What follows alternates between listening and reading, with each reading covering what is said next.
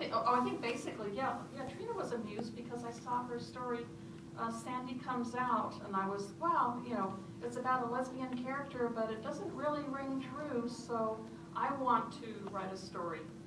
It was true. It was absolutely true. Sandy was a real person. She had been my roommate, and I did that story with her blessings, and I gave her the originals. Like I say, but that really, that really got me. Okay, I want to do stories now, So like muses are everywhere. Well, it's interesting because I think of a muse as somebody who inspires creativity, and when I'm writing, I write nonfiction, so I don't really think of myself as being creative in a storytelling way, although that's probably just me being weird, like I usually am, about my own work. But I will say that Athena, the goddess Athena, was another one of those strong, independent, smart, outspoken women, so the Greek goddesses were there. But as far as women who have influenced the way that I write, I would say Anais Nin and Virginia Woolf were both very influential because I very much liked their flowing style of writing, and it's very emotionally resonant for me, and so I like to try and bring that into the more academic, smarty pants stuff. Bring in something that's going to make people feel as well as think.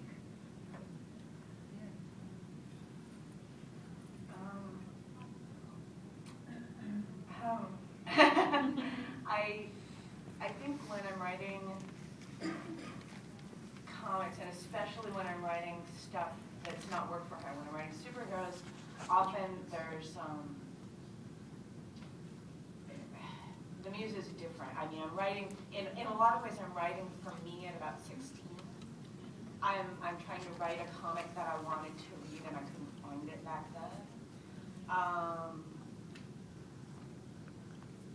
For the Hopeless Savages, a lot of times I'm writing. I think I have an imaginary reader in my head who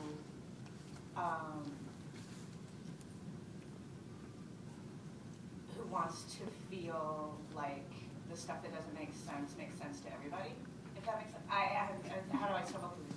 I think a lot about this place where you're adolescent and you think nobody understands you because you're the only one who's kind of a mess. And I think there isn't a single imaginary reader out there that I actually do understand, but if I can evoke that sense of we all feel that way, that's something that I kind of aim for. And then I've got one other muse who's sitting in the audience, that's Dashiell, and she's 8. And when she was born, I started really thinking about making things that she would want to read. And so she's a huge influence on me. I know. She's missing 3 teeth in front of her. That's the best smile. When I freaked out today, I'm going to come find that smile. Yeah. Well, I don't know if I really have a muse.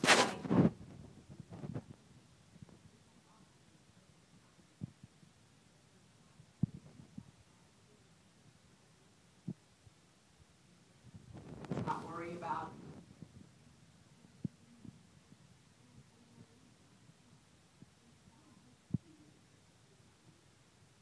let go and not worry about all the little, things that I worry about. As a nose writer or whatever. And it happens unfortunately rarely because I'm on a deadline and I have to get something done at a certain time. But if I could just sketch, just enjoy it, like I did when I was 9 or 10, then that's my muse. That's what I feel.